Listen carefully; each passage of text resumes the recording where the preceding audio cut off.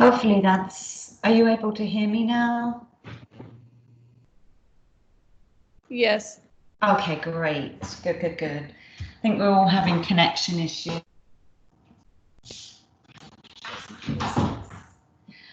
So that looks like it was a pretty tough exam for a lot of you. Yes. Yeah. Honestly, I'm glad. It should be hard. You know, if you're consistently getting 100%, look a little deeper into that, because while I think maybe you do know it, it's these exams should be difficult. They're not designed for you for it to be easy. Regarding some of the questions that you guys have just given me, one-on-ones, anybody who got below 78%, I do want to do a one-on-one with you. I just have to organize the times, that's all. So give me a minute, because I want to just plan it. So I know a couple of you asked if you can do one-on-ones today, which may be possible. I just have to look at my schedule and organize stuff and times and things like that.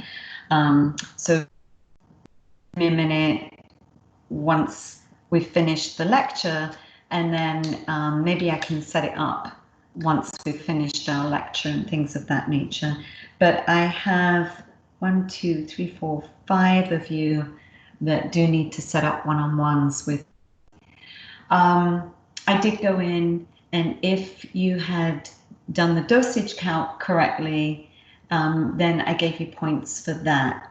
One of the dosage count questions, the drops per minute question, I'd quite like to go over at least drops per minute. Remember, with drops per minute, you can't do you have to round it up to a drop. It can't be a point of a drop. It doesn't exist. I don't know if you've ever tried to count drops. I have. It was how we would. You can't do that. So you've got to round it to at least 44 drops per minute, or it would be 43 or 44. It can't be like 40, 43 and a half, something of that nature. So just FYI on that. And as I say, regarding test taking strategies, that's why next week we're going to spend time with Miss Smith going over test taking strategies, because I think some of it is not necessarily about not knowing it. Some of it could be sort of reading the question and really understanding what they're asking and putting those pieces together. One of the things that I've had some one-on-ones with some people, and one of the things I recommend, of course, book, because reading that Saunders book, which I don't really go into a lot, but I think I'm going to start doing that with you guys. That Saunders book breaks down these chapters really nicely into bullet points for you, and so if you're not reading your Silvestri, the Silvestri book, the NCLEX book, I really recommend you doing that. Are you guys looking at that one by any chance? I am from time to time. Is that Ara? It's Alex. It's Alex? Okay. Yeah, do you guys know what book I'm talking about by any chance? If you're not, let me get it for you. Okay. It's the NCLEX book. I really like that. It breaks it down very, very nicely. So if you're not looking at those chapters, I would strongly suggest you start looking at those chapters. The other piece that I talked about with some of the people that did one-on-ones with me is in this book, the MedSurg book, everything is based on, at the beginning of the chapter, it says learning outcomes. And at the end of the chapter, it says key points. I would really look at those key points. And the reason I say that, and we're going to go through chapter 22 and 23 today, is because at the end of the key points, at the end of the chapter, it says, for instance, this chapter we're going to do today, chapter 22, it says, get ready for the NCLEX exam. Key points, all of the key points to QSIN. QSIN basically is where you're going to get your, where they're taking everything for your NCLEX. So these key points are the bullet points of what you need to know. One of the reasons I bring this out as well is because through these chapters, when you look in these chapters, there's a few things related to QSIN. One of them is best practices for patient safety, and there's bullet points in there. The other thing that I like is, and I'm trying to find one for you, okay, is these pieces, and they're called clinical judgment challenges. They'll give you a case scenario, and then they'll give you questions. They're not going to give you the answers right next to it, but what they are expecting is for you to look at this little case scenario, and based on the information that's going to be either on the same page, or maybe the page before, or maybe the page after, it is going to give information for you to make that clinical judgment. And the reason I say that is because even if you don't know them the answers, because you can't, you'll be able to memorize everything. You're going to be able to start putting together the pieces that will make sense for you as you become a nurse and start practicing as a nurse. So with that, I'm not going to sort of go too much into study tips, but I really think next week that this will be helpful for you when we sit with Miss Smith and go through some of these things. But if you're not using the NCLEX book, and I'm pointing to it because it's over there for me, I really strongly recommend that in every single thing in here in your syllabus that's readings, and it talks about which chapters, I would start doing them and looking at them, because that just gives you a real nice, I like it. It's very, very clinical, as opposed to this giving you more of an overview. I like that. It gives a very deep clinical look at things. So if you haven't been using it, start using it. Any questions? Questions about, first of all, the quiz rather.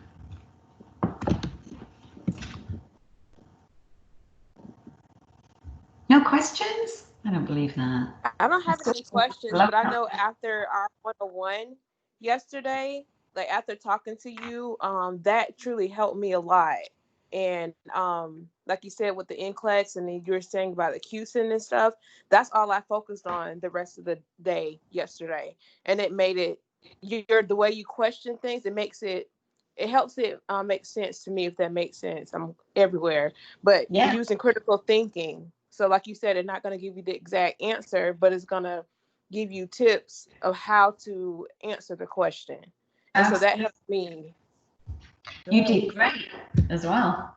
You did awesome. So well done. It makes a difference because you're starting to look at the question and say, what is this really asking me? The other thing, remember I said to you, lab values. Excuse me, I need to take some water. If you know your lab values, certainly the ones that I ask you to focus on each week, then that's really going to help you as well. One of the questions asked, it sort of gave you a little case scenario, and it said about albumin and pre-albumin. And really, that's what it was asking for. All the rest of it was fluff. But if you know about your pre-albumin and your albumin, and you looked at that, and you know that if the patient has a low albumin and pre-albumin, that it's going to affect their nutritional status, and therefore it's going to affect their skin, which we did talk about a little bit, then you would have got that question right. So this is the type of critical thinking that we're moving towards. Before, it was memorization, which you need, and you still need memorization, of course, because you have to have that for certain aspects of care. When you're doing policies, when you're in an emergency, you know, it's memorization, it's quick thinking.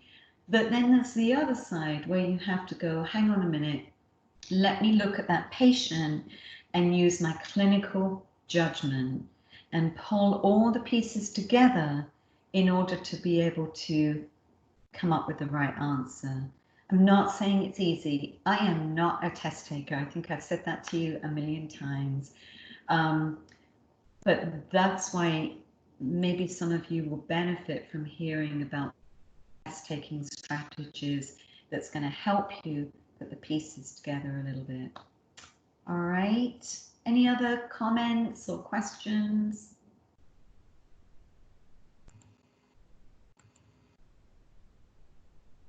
No? All right. So let's go to chapter 22. And as I say, I will get with you and organize one-on-ones. Just give me a minute to figure out my schedule. All right, chapter 22. We're going to start with talking about cancer. And let's see, we're 20 to 10. I think we've got plenty of time to go through these chapters, actually. We've only got 2 chapters today, which gives you extra time to focus on the Silvestri stuff, okay? All right, so again, when you look at these chapters, start with the first page, looking at your learning outcomes. Now, when you go to each module, there's learning objectives, and normally there's a ton of learning objectives, and that's important, but sometimes that can be overwhelming. So these learning outcomes, basically the bullet points are safe and effective care environment, health promotion and maintenance, psychosocial integrity, and physiological integrity. And that's what we're going to be focusing on when we're looking at our cancer patient. So many functions occur with the cancer patient. There's impaired immunity and clotting issues. There's altered GI function. There's altered peripheral nerve function, motory and sensory deficits, and of course cancer pain, and then altered respiratory and cardiac function. There's various ways that we can manage cancer. And when we look at this on page 386, there's various types of surgery, and that can be diagnostic, it can be curative, it can be cancer control, such as a debulking surgery. If somebody has a very large tumor, they can debulk it to help with maybe if it's pressing on an area.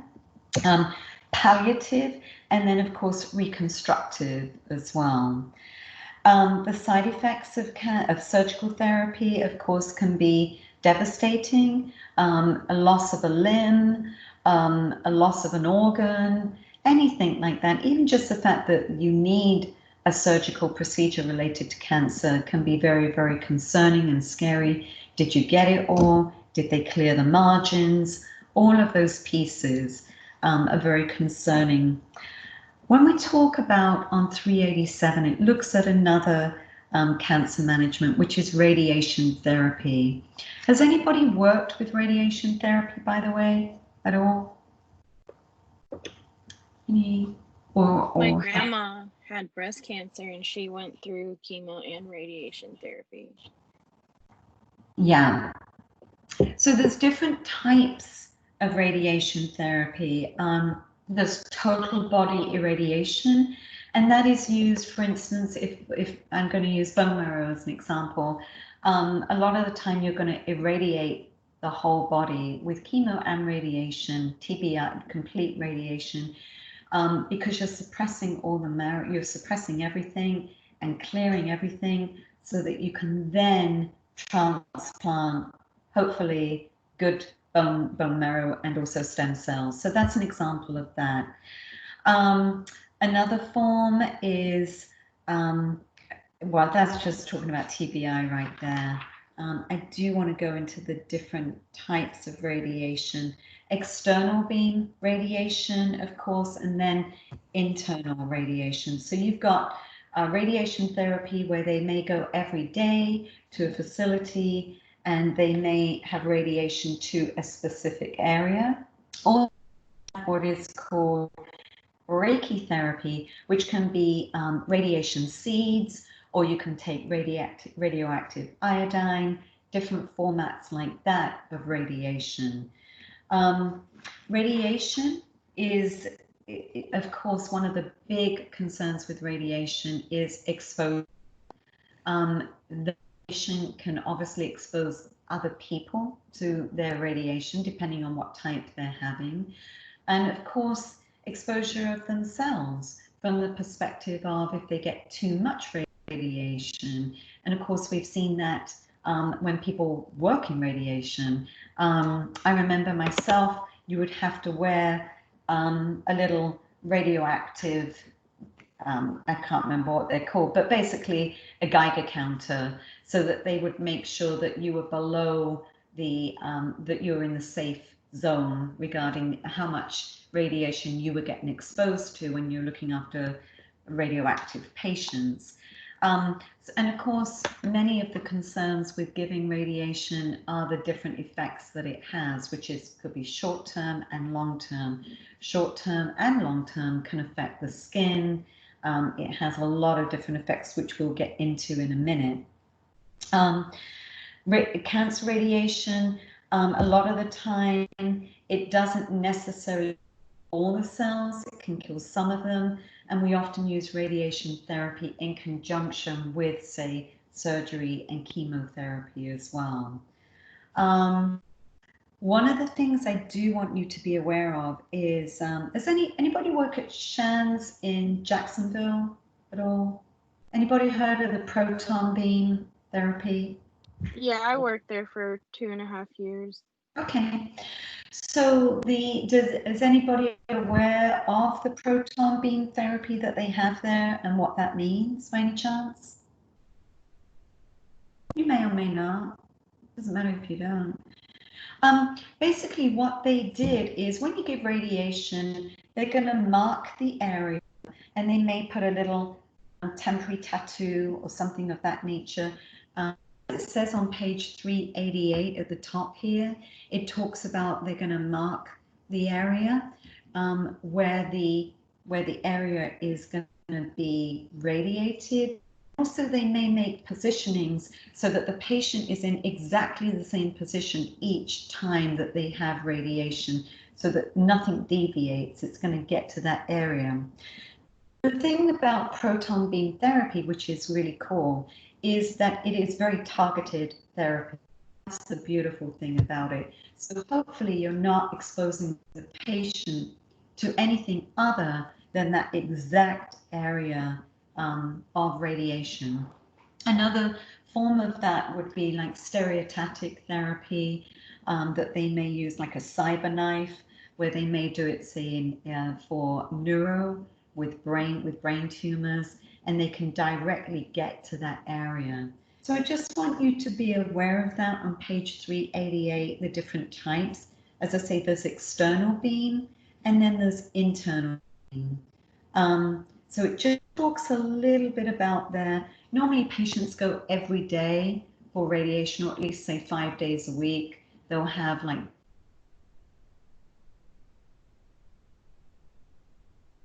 so I want you to be aware of that as well.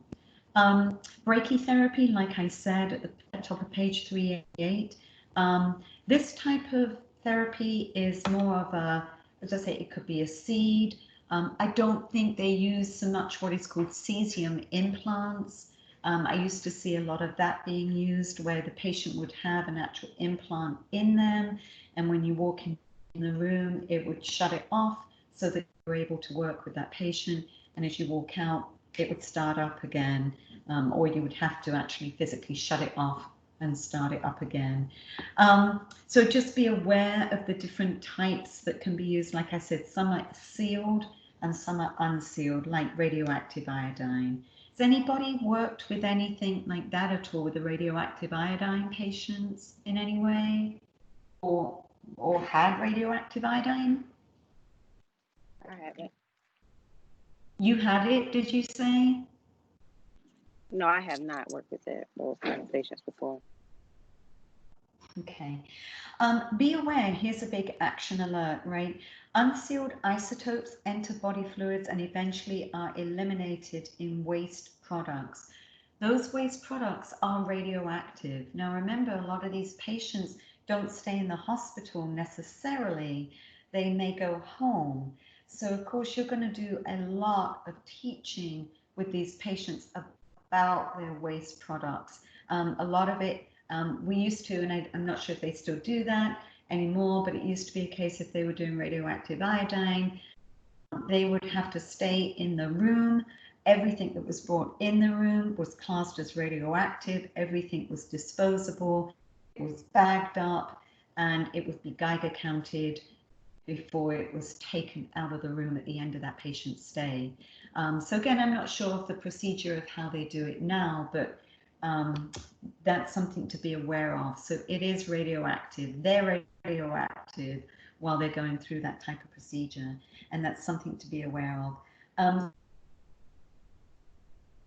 The patient will have a radioactive seed, such as with prostate cancer, and they actually can go home with those types of things. But bear in mind that while solid implants are in place, the patient emits radiation, but excreta is not radioactive. So thus at this time, the patient poses a hazard to others, but the excreta does not. So I'd really just be aware of those types of things, that they could be radioactive and cause harm to other patients, especially, of course, pregnant patients, young children, types of things that you have to make that patient aware of. At the top of page 389, it gives a nice little outline, bullet points of care of the patient with sealed implants of radioactive sources. And some of those I've outlined to you. For instance, like it says, you would wear a dosimeter film badge. Bless you. Thank you. These types of things. And you may need to wear a lead apron, depending on the environment that you're working in as well. So just be aware of those types of things. Side effects of radiation therapy. One of the biggest ones is, of course, changes to the skin. Has anybody ever seen anybody with squamization of their skin secondary to radiation burns? Anyone?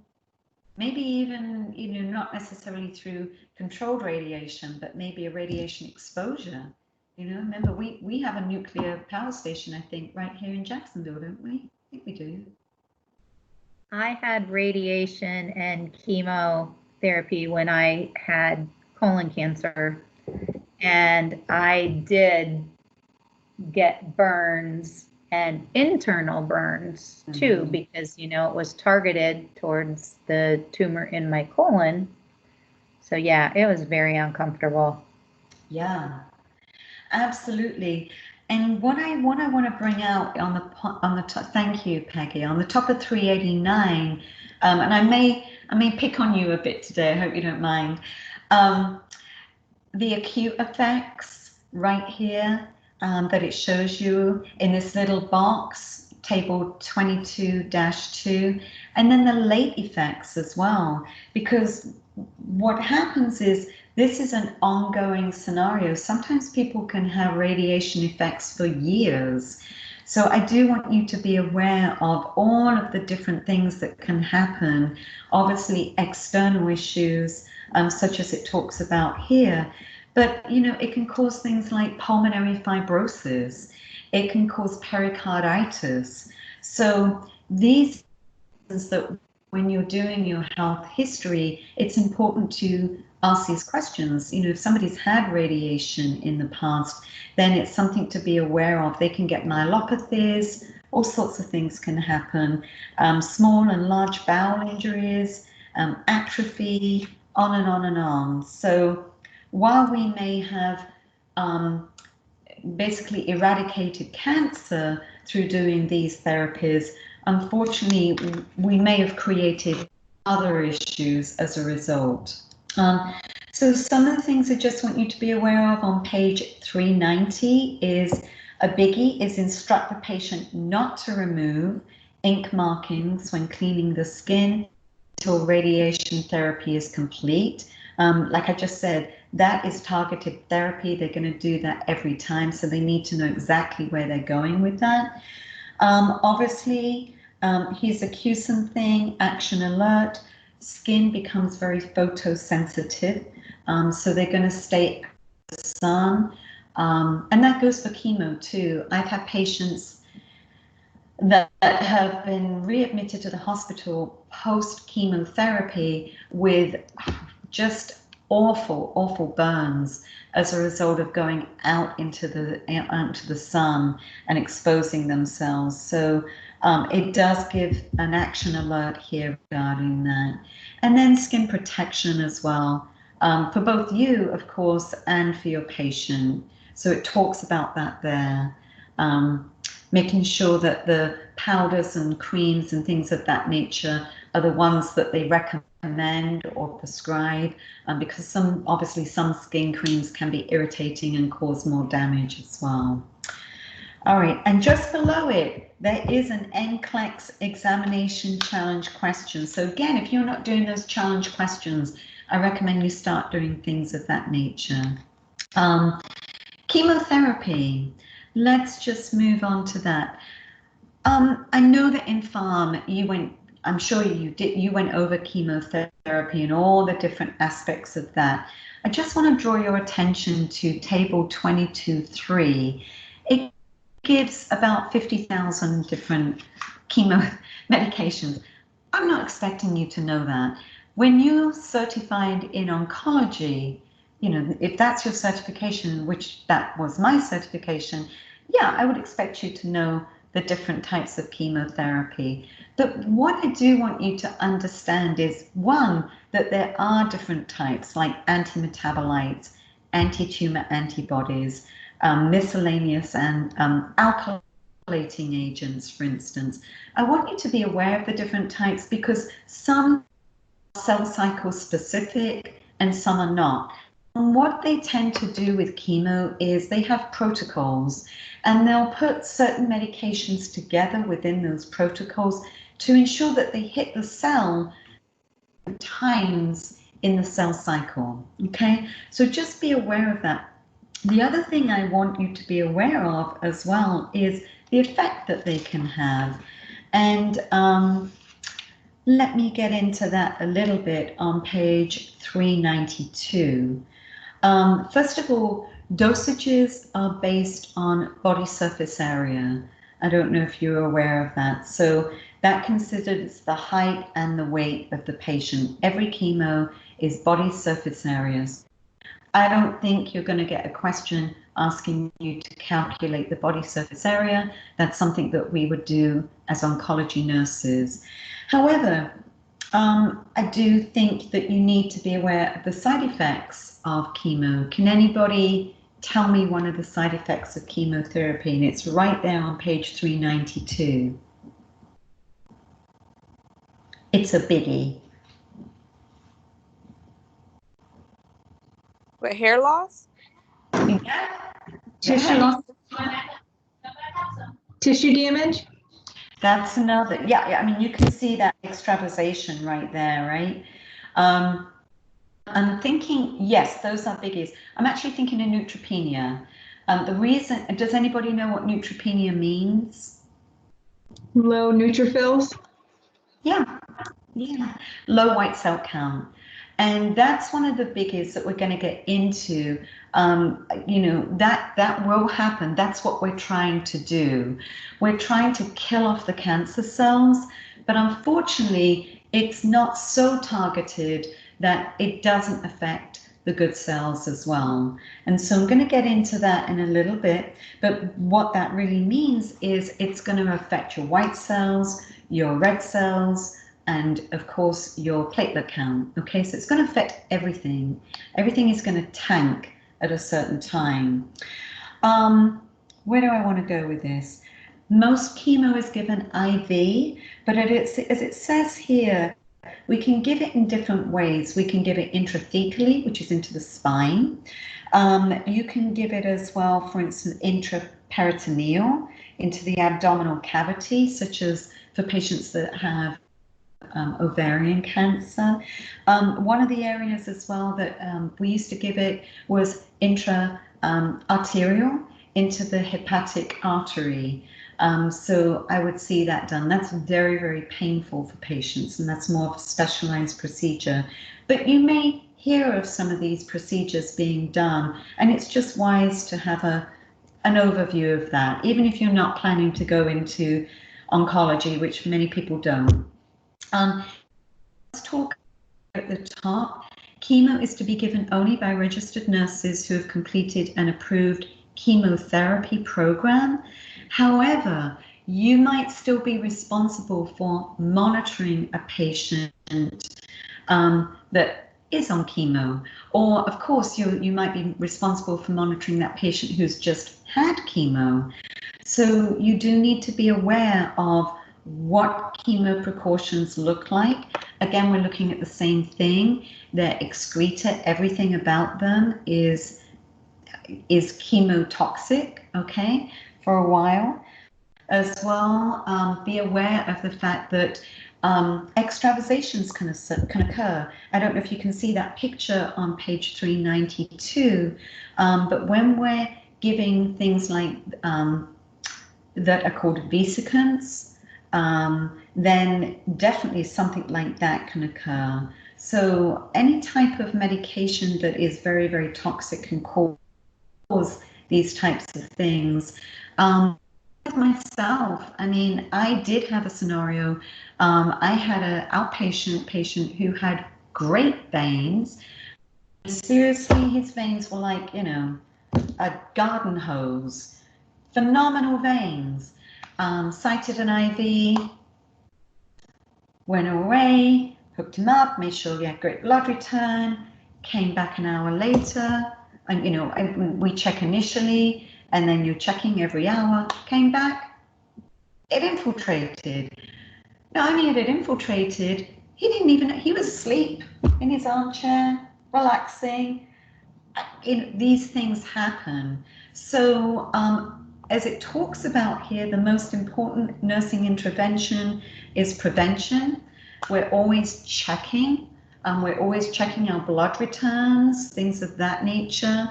But being aware of what you're going to do if it does extravasate is very important. Of course, you're going to switch it off. There's lots of guidelines. Sometimes it's a case of you're going to do a warm cloth. Sometimes you're going to do cold. Sometimes you're going to use certain types of antidotes. There's a lot of different things that can occur with these types of medications. So be aware of your policies and procedures related to extravasation is very, very important. Let's see. The other thing I want to bear in mind is, as you might see at the top of 393, on table 22.4, oral chemotherapeutic medications, which there are a lot of them now, be aware that these medications are still toxic. They're still toxic to you. You still need to double glove or use chemo gloves when you're handling these medications. Has anybody had to handle oral medications at all? Oral chemo on the floors? No? My chemo that I took was oral. Yeah, and I'm sure they made you aware that it was just as toxic, that you still had to use precautions with it, just like you would, I mean, obviously different precautions with IV, but just to be aware of that. These oral agents can still be absorbed through your skin and your sweat and your mucous membranes and exert toxic effect. So again, you're looking at your PPE in the same way that you would if you were giving IV chemo administration. So, and as it states here, this becomes more critical when non-oncology nurses are administering the drugs, because that could occur. These agents are not to be crushed or split or broken or chewed. they're a biohazard. Okay, so again, you're going to dispose of them the same way that you would dispose of any other chemotherapeutic agent, and there's normally policies in place. A lot of places have we used to have the yellow bins for chemo. I don't know, at different hospitals they may use that or not. You may have seen that. So just be aware of that. And again, it talks about disposal of oral chemotherapeutic agents as well on page 394. Side effects of chemo. The reason I want you to have some understanding of certain chemotherapeutic agents is because of the effects that it can cause. One of them, doxorubicin, Red Devil, as it's called, is known for its cardiotoxic effects. It can lead to heart failure. It's one of the, that drug is known for it. You know, this is why they check the EF before you give this type of medication. Another one, bleomycin, is known for pulmonary fibrosis. So it's good to be aware of the damage that these medications can cause. Cisplatin, for instance, is known for causing kidney issues. We tend to flood the body with fluids before we give things like cisplatin. So just have a sense of it. Another one that they talk about here, ifosfamide, can cause bladder irritation and bladder stones and things like that. And actually, you know, you might see some bleeding occur. So it is important to be aware of this. I know a lot of you are thinking, well, I'm not ever going to be an oncology nurse. I don't need to know it. But you may come across these types of patients. Well, do you have anything to add with that, Peggy? No, not really. Okay. So moving on, side effects as well with chemotherapy. What does it cause? Well, it affects the red cells, right? So you're going to see anemia. Neutropenia, like I just said, affects the neutrophils. And then thrombocytopenia affects your platelet count. Alopecia, hair loss, mucositis is another biggie that you're going to see. And of course, the psychosocial effect of having chemo and all of the nausea and vomiting and diarrhea and everything else that goes along with it, that's absolutely exhausting for the patient. On page 396, there is one of those clinical judgment challenges that, again, I sort of want to point out that might be a good option for you guys. So it talks about bone marrow suppression on page 396 that I just mentioned to you. One of the biggest things to be aware, I think, is normally about 2 weeks post chemo, 10 days to 2 weeks, is when a patient is going to what's called nadir. That's going to be when they bottom out. That's going to be when they're most susceptible to infections. So that's a teaching point for you, for your patients. And sometimes you're going to put them on certain medications, growth factors that are going to help to replenish and restore their neutrophil count quicker, maybe their platelet count quicker, things of that nature, so that they can get ready for the next round of chemo. So that might be things like Neupogen or Neulasta that you might see given. Bear in mind with that.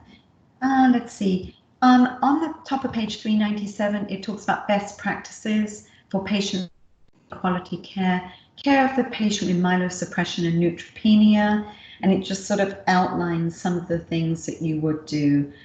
They may have to have what's called reverse isolation and actually be admitted into the hospital for that. So just be aware of that. And good teaching for them for prevention of infections, such as staying away from crowds, things of that nature. Make sure they're not sharing toiletries. That would be a given, but anyway, lots of good hand washing techniques and on and on and on. At the bottom of page 397, I do want you to be aware, like it says, the use of growth factors. One of them is Epogen. that we see used a lot. That's to help boost your hemoglobin and hematocrit. Okay, so has anybody seen that or given that by any chance? EPO? They give it a lot in the NICU. Yeah, yeah. So you'll give it a lot as well for patients that have renal issues for Epigen, by the way. So you may have seen it given in for that reason. And then, of course, we've got different things like chemo-induced nausea and vomiting. I think that sort of goes saying, and I'm not meaning to sort of downgrade that, but I'm just saying, unfortunately, that with most chemotherapeutic agents, unfortunately, patients are going to get nausea and vomiting. We do tend to, thank goodness for things like Zofran now, as opposed to some of the agents that we used to have. Peggy, did you find Zofran was your friend or anything else? Oh, yes. Mm-hmm. Yes. Yeah. What did you do without Zofran? And gosh, Zofran and Kytril, those are the two biggies that you're going to pre-med patients with. And of course, there's patches and things of that nature that we can do now, which really, really help. Let's see, what else do I want to focus on? Mucositis. That's a huge nursing intervention right there.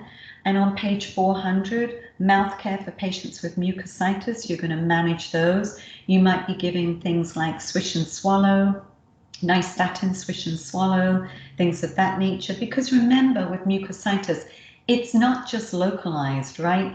This is going through their whole body. So whatever is going on in the mouth is actually going on in the esophagus and usually all the way through as well. So just bear that in mind.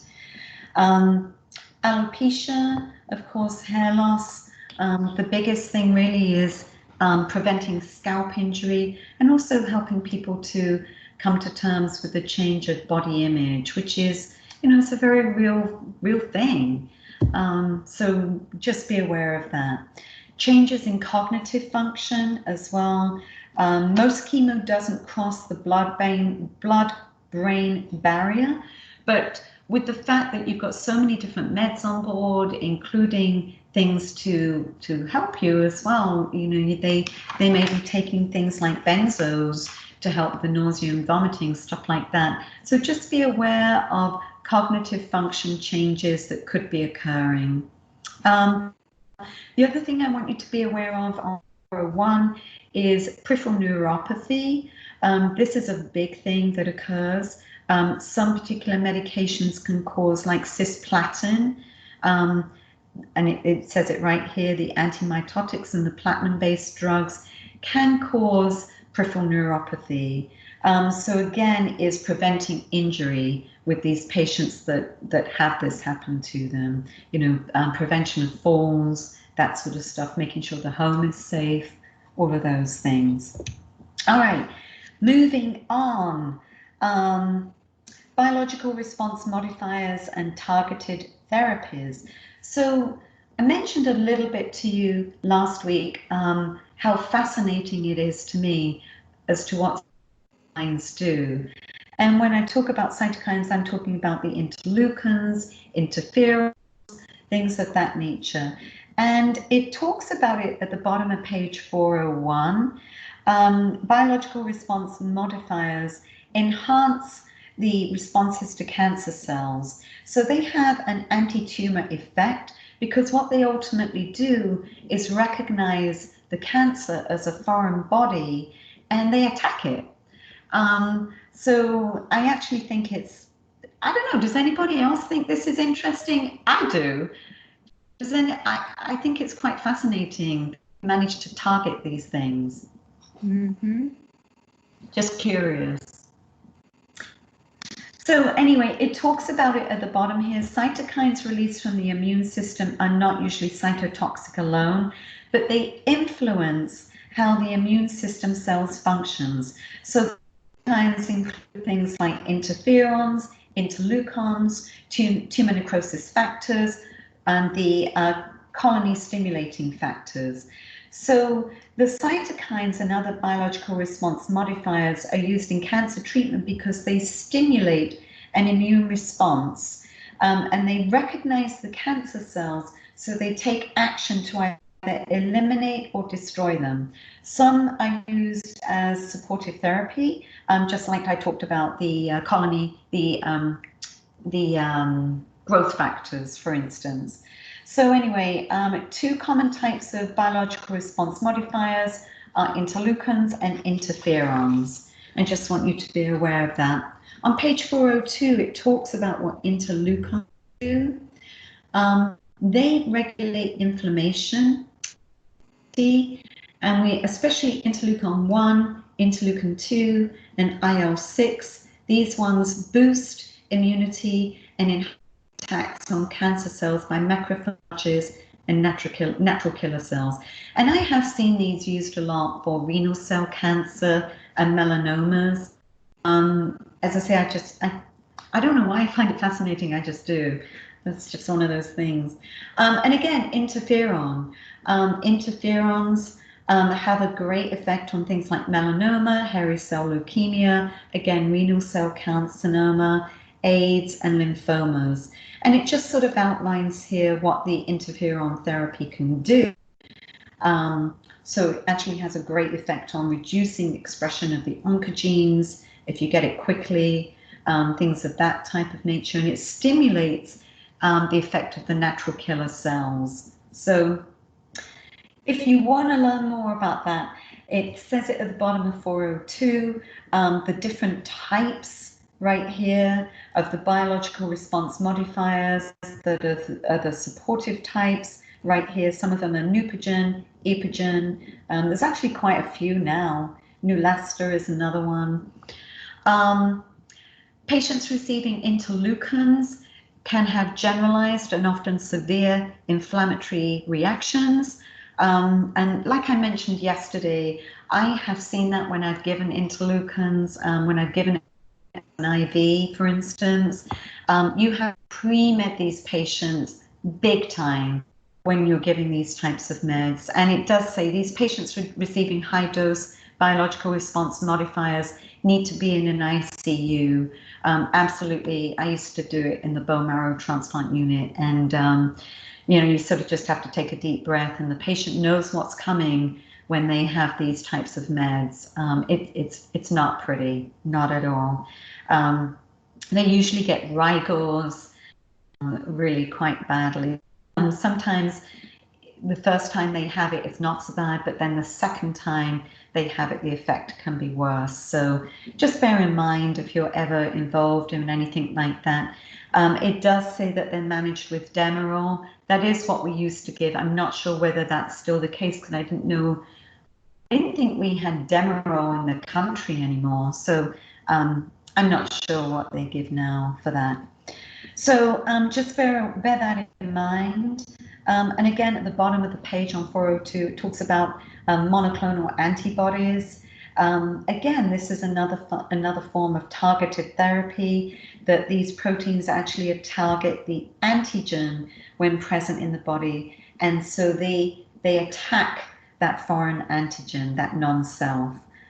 So in cancer human therapy, basically we form these antibodies as a response to these targeted cells.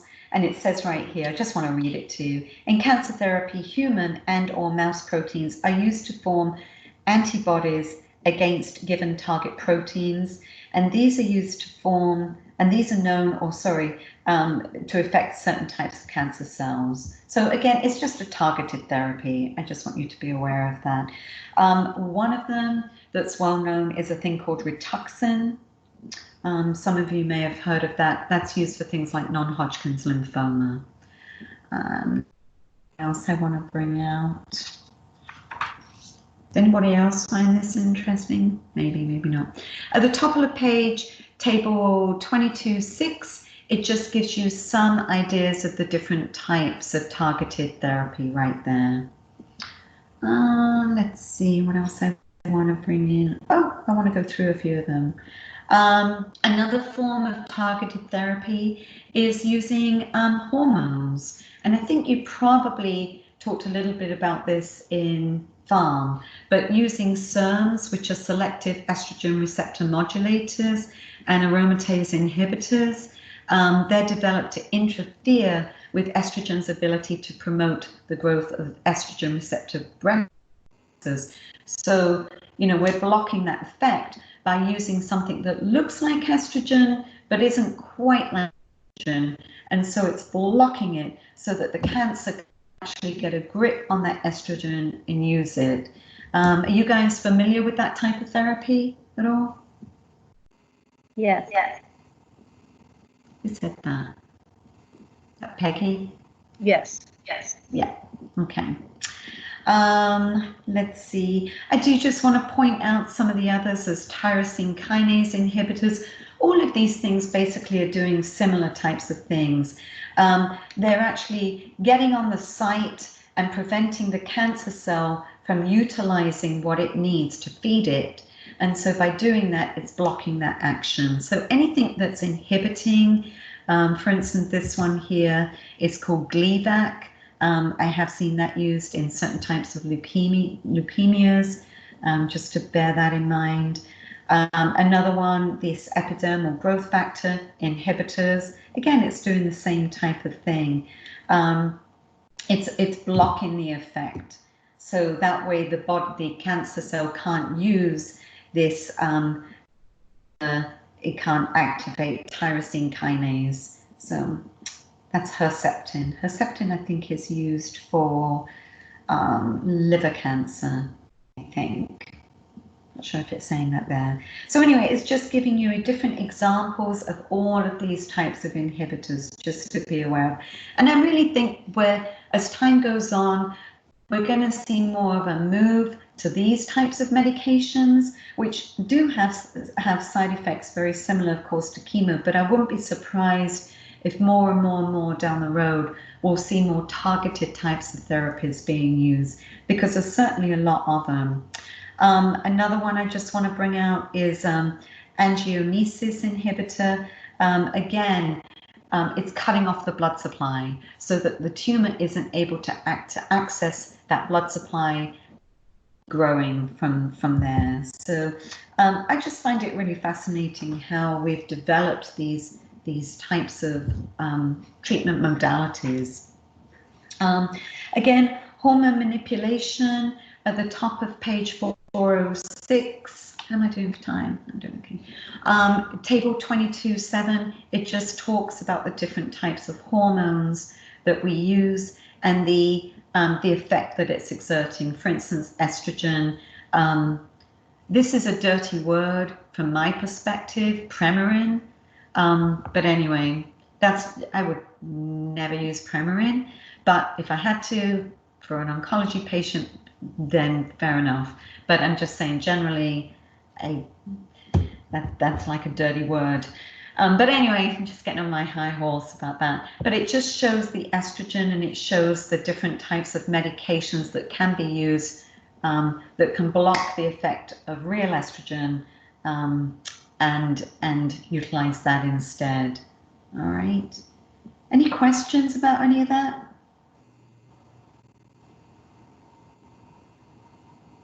No? I do want you to bear in mind on page 406. So it just talks about the effects. So some of these hormones are antagonists, meaning they compete with the natural hormone, like I just said, at the receptor site. And then we also have aromatase inhibitors as well. So they prevent the actual production of the hormone, okay? So that's another one. And then, of course, like I just said, there's the agonists as well, where they block the receptor by pretending to be the actual hormone when they're not, okay? Oncological emergencies, has anybody ever seen any of these? DIC, anybody ever seen DIC? DIC just doesn't happen in oncology, by the way. DIC happens in septicemia. Anybody ever heard of DIC? No? Disseminated intravascular coagulation. Love saying that. Anyway, DIC. DIC is basically when the body is trying to clot and bleed at the same time. It goes into sort of like a spiral effect. It's triggered by many severe illnesses. With COVID-19, one of the things that I think they're talking about is the inflammatory response that is occurring as a result of the virus. And as a result of that, some patients are having a sort of DIC type of effect. It talks about it right here. It can be caused by gram-negative sepsis, and also viral and other bacterial infections can trigger it. And what happens is there's this extensive clotting effect that goes on, and then unfortunately at the same time bleeding happens as well. It's very, very difficult to manage, and the patient usually ends up in an ICU type of environment as a result of it. So I just want you to be aware of it. It is a life-threatening scenario, and there's an NCLEX challenge question there for that. And you know, they'll bleed out. A lot of the time you're giving, you're just giving clotting factors, you're doing all sorts of things to try and stop them from clotting and bleeding at the same time. All right, syndrome of inappropriate antidiuretic hormone. This is another common emergency that can occur. Basically, the patient is just going to be retaining fluid and retaining sodium because the antidiuretic hormone that is secreted by the posterior pituitary gland basically isn't working properly. So that can happen with certain chemo drugs. Cyclophosphamide can cause that. So I do want you to be aware of that. Their sodium level is going to drop because they've got so much more fluid on board. So this is why I talk to you and say you need to know what your normal sodium levels are. What is a normal sodium level? 136 to 145. Sorry. Yeah, I normally say 135, but 136 is fine. Yep, 135. Yep, that's perfect. Good job. So you need to know that, right? So if you've got somebody who is in the 115 to 120 range, of course, someone like that, you know, it says right here, as the sodium level drops towards 110, seizures, coma, and death is rapidly going to follow. So you're going to be monitoring that sodium really, really closely. And again, here's a QSIN critical rescue scenario right here. Another thing, spinal cord compression may occur. Back pain may precipitate this. They may say that, but they can also have a scenario, say like cauda equina, that can involve the bowel and the bladder, abnormalities. They can get things like paresthesia. They can have numbness and tingling in their legs and in their feet, an unsteady gait. All of those things can sort of really clue you in that this could be a spinal cord compression. And just to let you know, I had one of these patients last week that tried very gingerly to walk into my office and couldn't even stand up straight, gave me some indication of what was going on with him. I'd never met this patient at all. He was not a cancer patient. And I immediately said, we've got to get an MRI on you. We've got to get some imaging on you. I'm concerned that you've got a malignancy pressing on your spine. I'm really concerned about that. Sure enough, that afternoon, he went to Shan's ER. He's self-pay. Went to Shan's ER. They did an MRI. They established that he, in fact, had a tumor pressing on his spine from his shoulder all the way down. He was immediately sent to Shan's Gainesville, where they did surgery on him the same day, and said had he not gone in, he would have been dead within a month. So never underestimate clinical judgment. So just to let you know, he actually called us and said that he loved us, which is great. You know, it's great to know that we were part of that process. But so just be aware, as it says right here, early recognition and treatment of spinal cord compression is key to a positive outcome. So just be aware of that. Hypercalcemia, of course. What's hypercalcemia? Talked about that a little bit last week.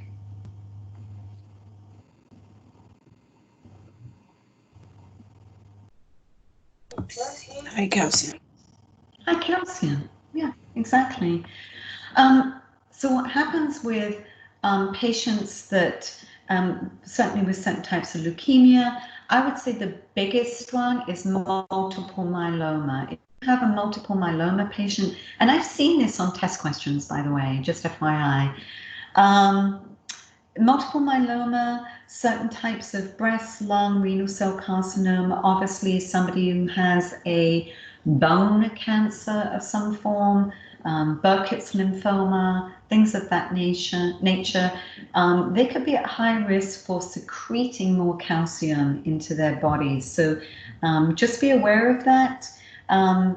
They can get things like, of course, bone pain. You're going to be looking for things like muscle weakness, deep tendon reflexes could be reduced, EKG changes, all of that. So one of the things that you would do for patients with hypercalcemia is fluid challenge. And actually with people like mine that have myeloma, we usually tell them that they need to drink about 3 liters of fluid a day to clear their system. Another couple of them, and then we're almost done with this chapter. Superior vena cava, I have not seen this much, I have to say, but the compression of the superior vena cava obviously can be life-threatening, and it has a picture of it there. I just want you to be aware of it. Patients with lymphomas, I would say, would be the more prevalent patients that you might see this in. And then tumor lysis syndrome. Tumor lysis syndrome is very prevalent with your leukemic patients or your lymphoma patients or someone of that nature, certainly when they first start chemo, or if they have a large tumor, what we call tumor burden. What happens is, of course, you give chemo and that releases all of the toxins of these cancer cells. So that, unfortunately, can create what's called tumor lysis burden. Everything is released at once. And unfortunately, what can happen is the toxins can overcome the body. So it can be an emergency, usually ICU. Usually we end up having to vent patients. Certainly our newly diagnosed leukemics. I've seen that happen many, many times. And again, it's a case of your fluid challenge. Obviously, some of them need to be put on a vent and managed that way too. So just be aware of that. Any questions with any of that?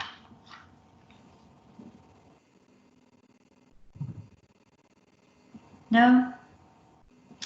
Again, at the bottom of this chapter, as you can see, it says key points. So I would really be aware of those key points that it points out there.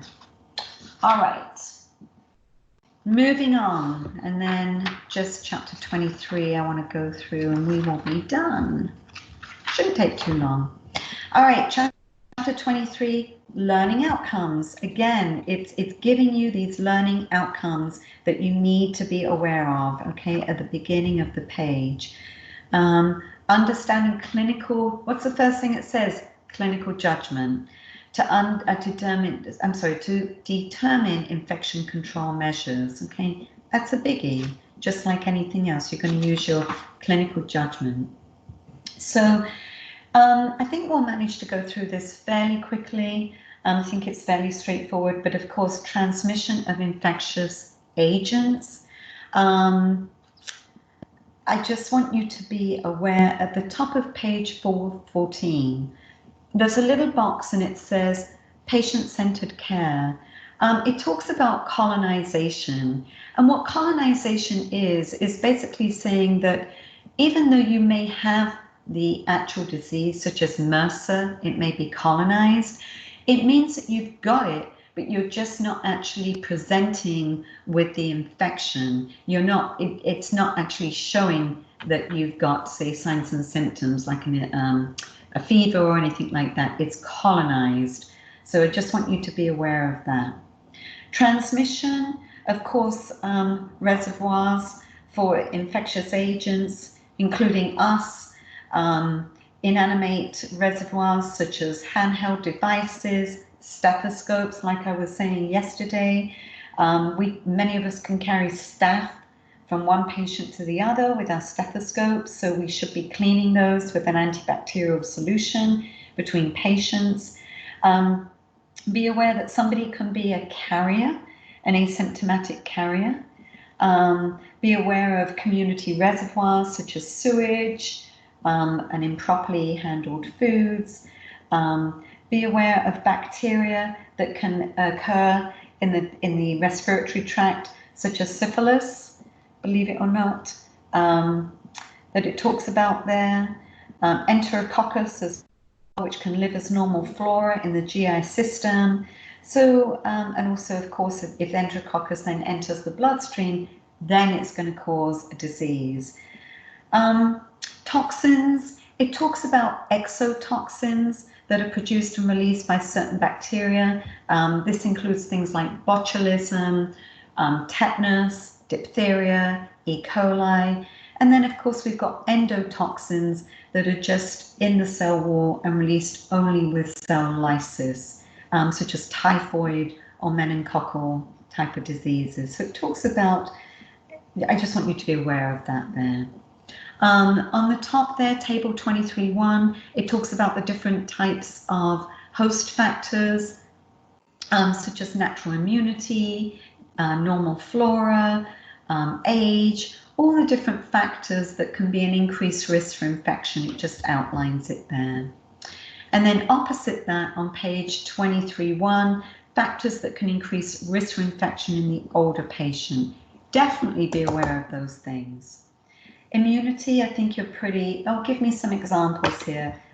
Give me an example of passive immunity.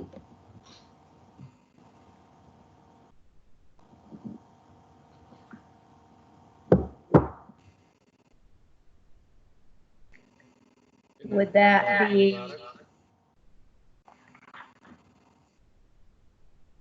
Go ahead. I'm sorry, I said just like taking antibiotics? Well, passive immunity, let me get back to you on that one. Anybody else? Would that be like a baby acquiring an immunity through breastfeeding? Yeah, passive immunity, absolutely. Anti-venom one? I'm sorry? I said it's anti-venom, like the venom. I don't know if that's the same thing. Well, that's anti-venom, yes. But you're on the right track, because we can give an immunoglobulin as well that can give natural immunity. I'm sorry, that can give passive immunity short term, and somebody might need that. So you're on the right track. There is a way. It says here you can give artificial injection of antibodies, immunoglobulins, which you can give somebody for short-term immunity, and they may need that. Depending on the environment they are. What would be an example of active immunity?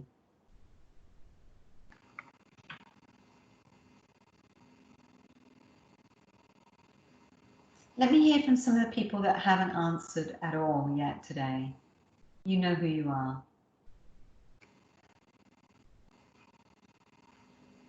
Or I'm going to call you out.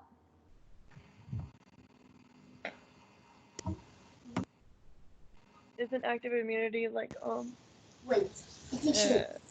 antibiotic or like injected? Yeah, vaccination is a form, right? Because what do? We give an attenuation of that vaccine so that you don't flu vaccine, you know, so that you don't necessarily get all the symptoms of the flu, although some people do. And then you develop that immunity, right? Or you can get the disease itself and develop immunity. Yeah. Yeah, I'm not trying to trick you here.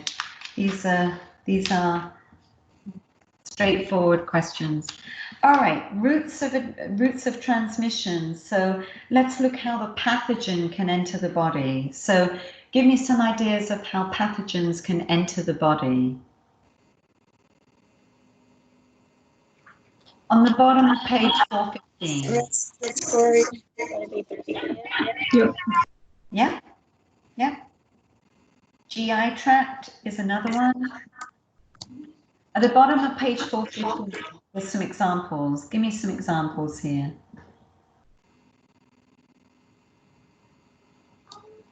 Can it get in through like membranes, like your eyes, nose, mouth? Skin. Skin. Yeah, absolutely. Yeah, broken skin, right? Through cuts, absolutely. And also GU as well. Why do you think we use aseptic technique when we're doing a Foley? Why do we bother? Why not just stick it in and hope for the best? It's open. Yeah. At least for female. Okay, so let's look at this. Page 415, at the bottom of page 415. In fact, this whole page on 415 talks about reducing catheter-associated UTIs, urinary tract infections, right? One of the reasons we use aseptic technique, and we're so hot about that, is because you want to prevent a CORTI, right? Which is a catheter-associated UTI. And it talks about this.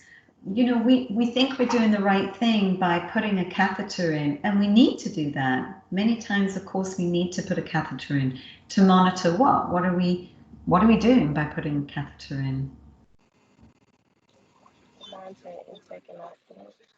Yeah, monitoring the urine. Sometimes they've got retention as well. We need to put a urinary catheter for that reason, many reasons. But when we introduce anything, whether it's doing an IV, whether it's putting a catheter in, whatever it is we're doing, we are potentially introducing infection to that area, right?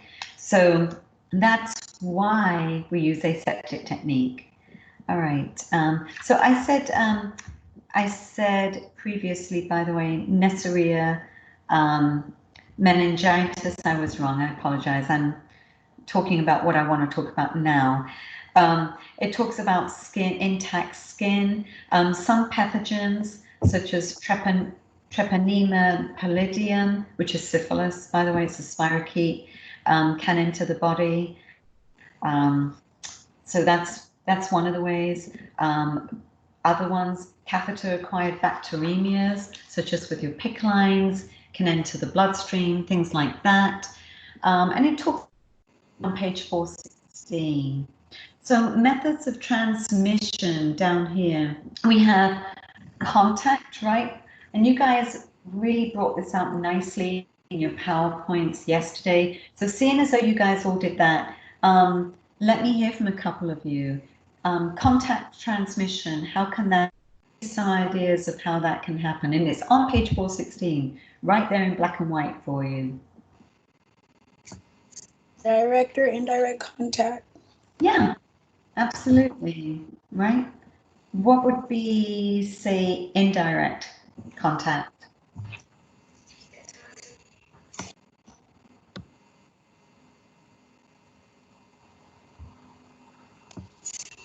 Airborne be indirect.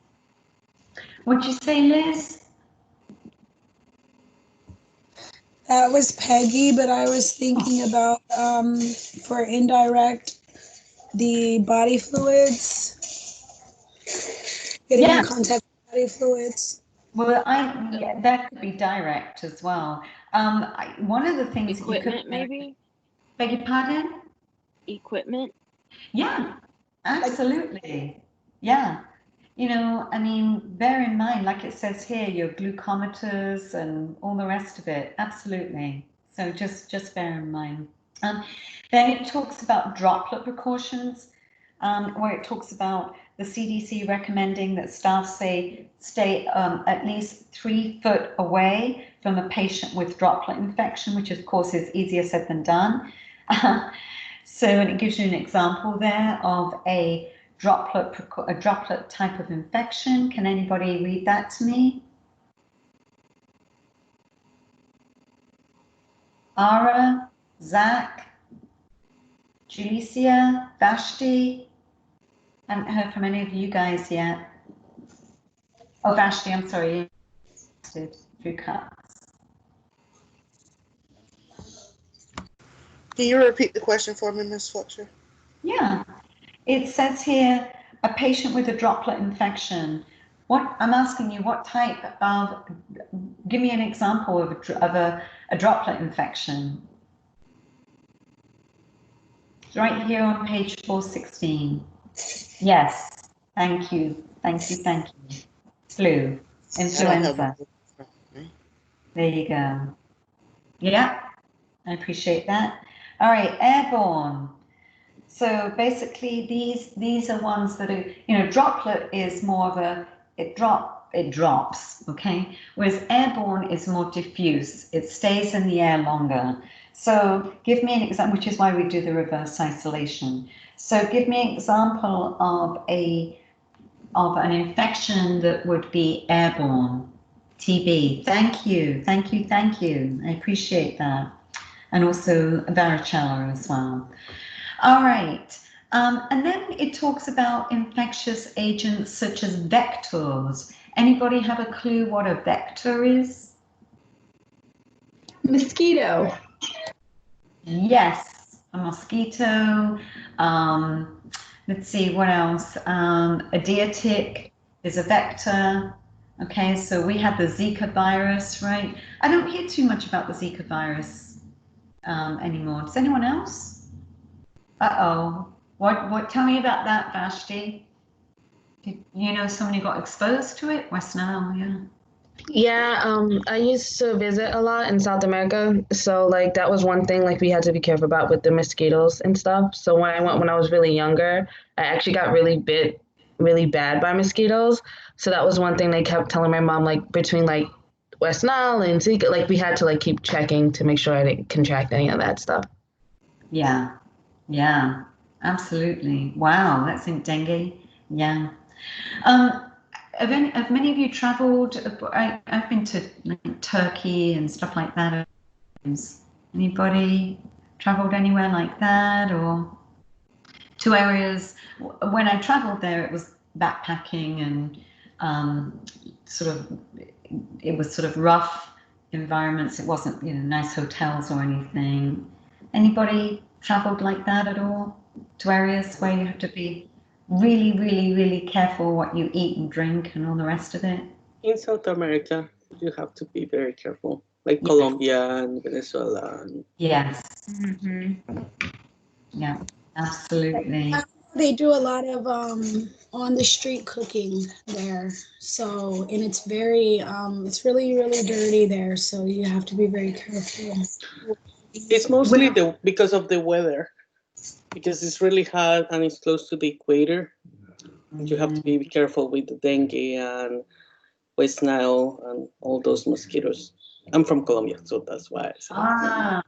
Okay. And I was pregnant living in Spain when the Zika outbreak. So, and you know, there's no AC, so my husband had to buy and put things on the window, and it was a mess. Oh man! Wow. Wow. That's stressful. Mm-hmm. Yeah. I remember traveling through Turkey and I was given the gift of Gardiaris, which was fun. That was fun. Yeah. As a parasite. So that was lovely, just to let you know. So although that, you know, that's a whole different piece, but yeah, you certainly have to be very, very, very careful. I actually went back to Turkey again. I traveled there again. Loved it. Beautiful place.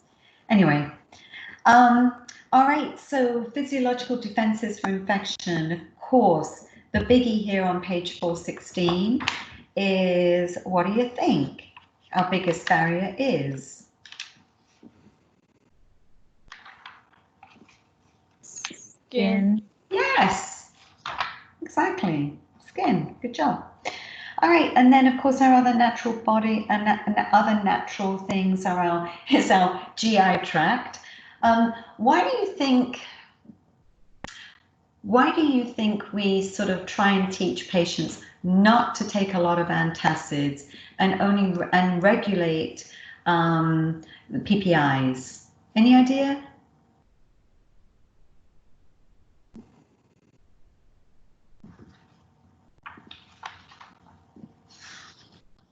We want to keep that natural flora in our GI tract. Well, yes, and we want to keep the hydrochloric acid as well. You know, of course, what are we doing when we give these meds? We're decreasing the hydrochloric acid, right? Well, that's okay for a short period of time, but this is one of those natural defenses that we have. We need the hydrochloric acid in our bodies, in our GI tract. That's what helps as a barrier, a natural barrier. So by decreasing that, we're actually potentially introducing infection, or our patients can be more susceptible to infections when they have decreased, you know, acidity in their linings. So just bear that in mind with things like PPIs, okay? And it talks about it a little bit there. And of course, yes, you're right, we want that natural flora, but all of that, and that's why, what else is it that we tend to give that destroys the natural flora in our bodies? Antibiotics. Yeah, antibiotics, right? So one of the things I try and always say, if I'm giving you an antibiotic, I always want to give a probiotic to help with that as well. So just bear that in mind with your patients, okay? And then, of course, the GI tract, okay? When the pH is low, that also maintains a sterile environment for us, okay? So E. coli can thrive in some acidic environments, but that's another natural barrier that we have. Phagocytosis is another way as well. That's a natural way of stopping things from entering. Inflammation is another natural defense mechanism, and it talks about that here at the top of page 417 about how histamine works, how substance P works. Basically what it does is increase the permeability of that area so that the whole area can get flooded with white cells and proteins and the interleukins and the cytokines to basically wall off that area and help attack anything that might be damaging our skin integrity. It just walls off that whole inflamed area. So it talks about it right there and talks about the process of phagocytosis, if anybody's interested in what's what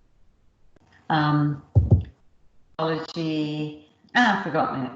But anyway, it talks about it there. I sort of find it interesting. And then again, it talks about the body's defense responses to specific microorganisms.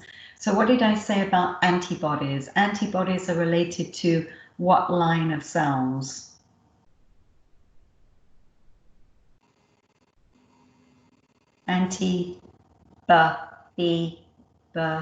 Bodies, B cells.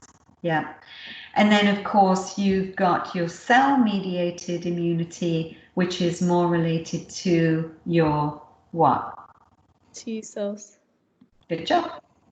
There you go. All right, so just want you to be aware of that. At the bottom of page 417, it talks about best practices to prevent risk of infection. Just be aware of that. And I don't really think I need to go into some of these hand infection control. I mean, obviously, gosh, talk about beating a dead horse. If you don't know about good hand washing by now, I mean, you know, I think you do, right? But one of the things I do want to draw your attention to is it's in yellow right here on page 417, and it talks about infection control and the Joint Commission's National Patient Safety Goal, and that is a culture of safety. And what that's saying right there, and it talks about it just below it, is using your infection control team. So if you don't know what you're supposed to do with that particular patient that you've just found out has got an infection, bear in mind that's what your infection control team is for, that you can contact them and say, hey, can you help me out?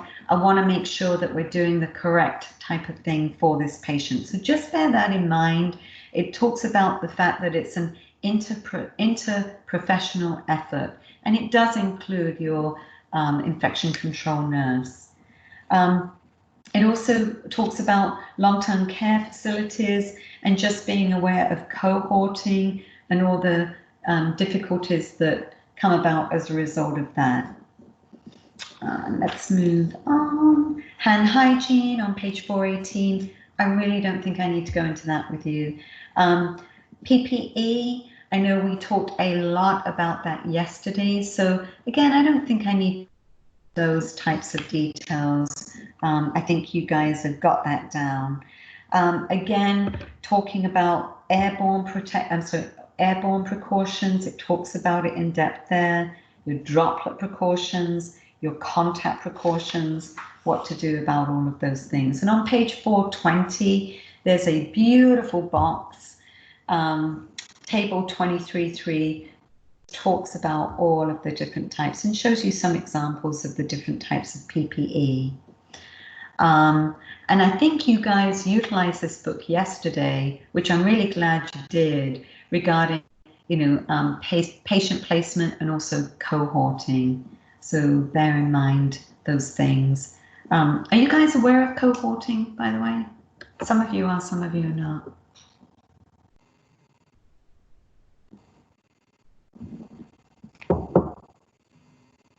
Do you know what that means? No, ma'am? Okay. So some environments, such as long-term care facilities, and for instance, I'll use myself as an example. When I worked with Select, which is a LTAC, patients on ventilators that need to be weaned off ventilators, things like that. Sometimes these patients will not necessarily be in a room. There'll be two of them in the same room, such as a skilled nursing facility, something like that. And so unfortunately, they don't have the luxury of single rooms all the time. You did, exactly. You did, Lashiba. They included it in their PowerPoint. But what, it takes you back to Specialty Hospital and Kindred. Yeah, I work for them. I work for Select, which is hospitals in hospitals, so a little bit different. But anyway, cohorting basically means that if somebody has an infection and they have to put someone else in that room as well, they're going to make sure, of course, that patient has the same infection. You wouldn't want to put somebody who has an infection with someone who has a different type of infection in the same room. And of course, you wouldn't want to put somebody who has an infection with someone who doesn't have an infection, because that could transmit as well. So does that make sense? So somebody who has MRSA, they may cohort those patients depending on where the MRSA is. So that's cohorting. And it talks about it here. So it is effective. Do I like it? No. But anyway, it's just something that sometimes has to be done, especially when you're short on beds. So it's something to just be aware of that you may be exposed to.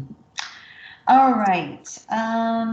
Multi-drug resistant organisms and colonization. Right, let's just. It says at the top here, one of the reasons we have multi-drug resistant organisms, why do you think we have that? What do you think happened? Non-compliance with therapy. With what type of therapy? Antibiotic, antimicrobial. Yeah. It could be non-compliance, lack of understanding. It could be that they're compliant. I've had many patients that, you know, it's Z-Pack after Z-Pack after Z-Pack after Z-Pack. You've got your patients that are young and they've had antibiotics since they were a kid for maybe strep or whatever, and they keep getting antibiotics and antibiotics and antibiotics, and it's not that they weren't compliant, it's just that they had so many antibiotics that body turned around and said, yeah, that's great, well, I know what to do with that now, and they become resistant to it. That's what happens, right? So that's what happens. So there is a push to try not to give so many antibiotics and try to make sure that we maybe manage that differently before we give antibiotics, especially to young people, especially to children. So it's something to be aware of, and it's something that is becoming more and more of a buzz word that you will see happening around. And I find this interesting. One of the newest discoveries to explain the increase in healthcare related infections, just bear in mind, is a rise in what's called a biofilm or glycocalyx. It's actually a complex group of microorganisms that function within a slimy gel that's coated on medical devices such as catheters, orthopedic implants, enteral feeding tubes, parts of the body, plaque on teeth, plaque, tonsils, and in chronic wounds. Has anybody heard of biofilms, by the way? I just thought this was really interesting. I've heard of biofilm, but I'm not sure what it is. Yeah, well, it's just telling us what it is there. And just to bear in mind, if anybody ever gets vegetables from the grocery and they're in a plastic bag, when you open them up, sometimes they feel slimy, right? Yeah. It sort of reminded me of that slimy film. So if you imagine that's actually going on these devices in our bodies and things of that, is creating this slime, this gel. And it says here these reservoirs become sources for infection with antibiotics and disinfection are not effective. So these biofilms that are occurring, and I wouldn't be surprised at all if they make some correlation with the plastics, you know, with our foods and things like that with these biofilms. And I bet you that that's the next thing that's going to come down the road. Anyway, they're very, very hard to manage. Biofilms have been identified, but they're still in the process of researching how we manage them. So again, I just find this sort of thing very interesting, and I wouldn't be surprised if we see some correlations with things like plasticides and things like that down the road. So, because I notice it, as soon as if I have something with plastic, I don't know about you, I just rip that thing open and just let the vegetables breathe. So anyway. Anyway, on page 422, it talks about MRSA, which is a very, very common bacterial infection. We do, of course, have it found on the skin. It's found in our nose. And really, MRSA is becoming more and more resistant to anything throw at it. It does tell you halfway down here that it is vancomycin. Vancomycin works with it. Also Zyvox and Tefra. I can't pronounce it. Let me see. Tefaralo. I don't think I pronounced that correctly. Somebody help me out here with that one. But cephalosporin that can be used to treat MRSA as well. So those are there's only a handful of antibiotics that can be used for MRSA.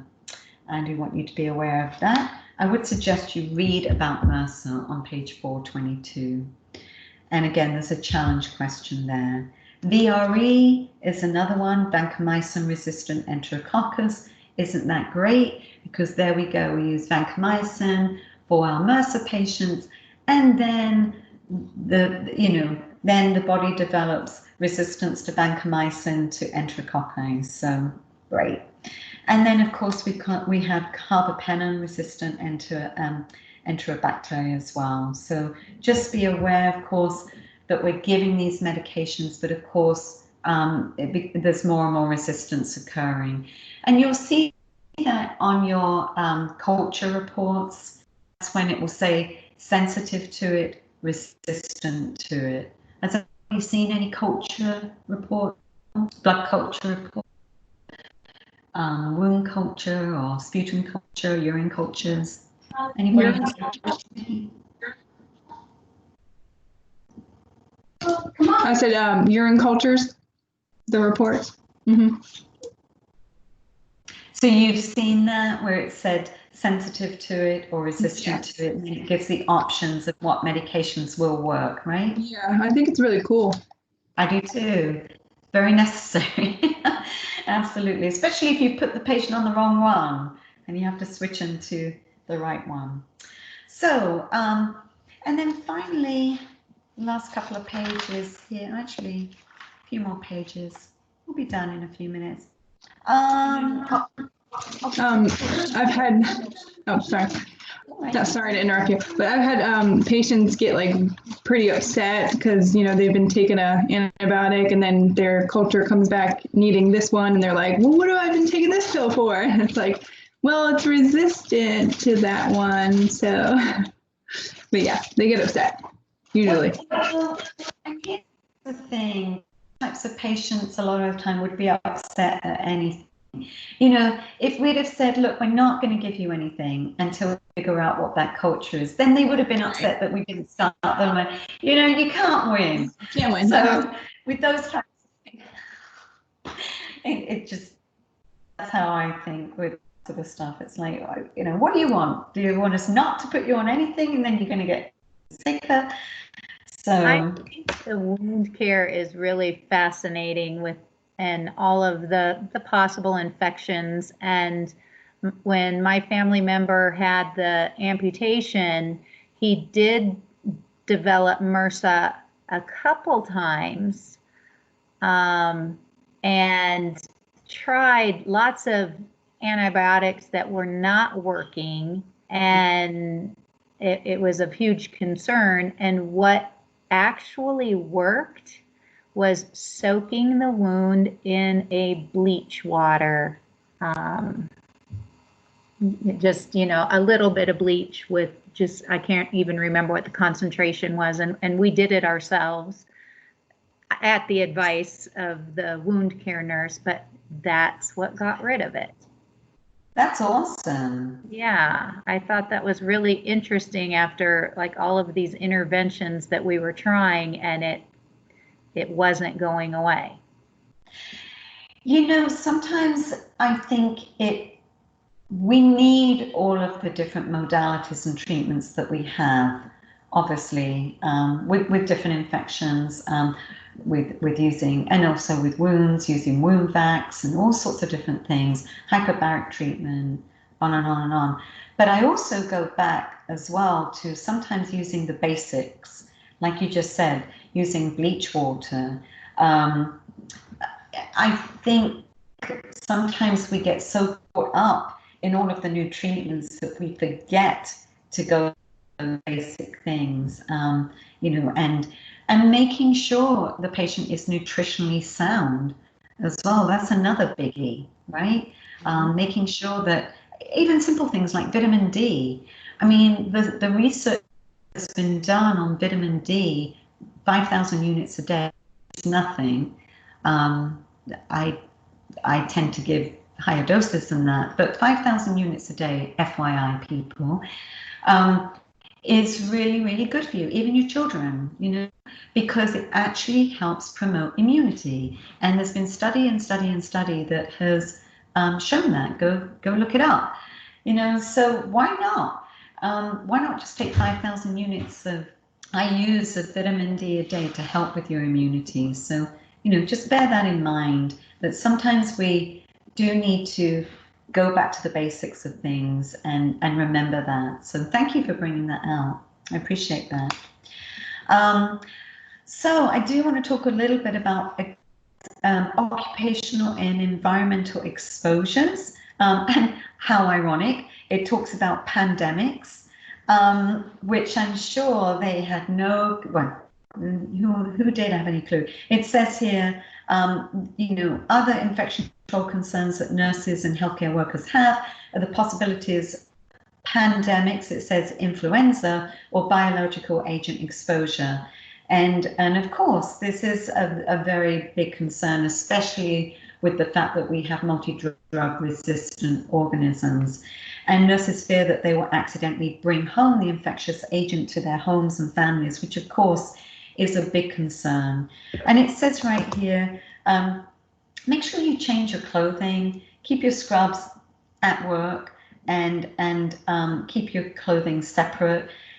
And I'm going to tack on to that because, again, I go back to the basics. When I trained a million years ago, we were not allowed to wear our uniform out in public. It was drilled into us day one. You never wear your uniform in public at all, at all. You don't use grocery shopping in your uniform, none of that, because of the risk of infection. And I remember when I first came to the States, I was really shocked to see, I was like, what is going on here? Why are they wearing their scrubs out in public? It was, you always changed your clothes, always, before you left work. It was just something you did. If for some reason you had to wear your uniform, you wore a coat or something that covered you up completely so that you were not exposing your uniform at all to the public. So I just sort of think it's interesting where it's now got this action alert here. How many of you wear your uniform out in public?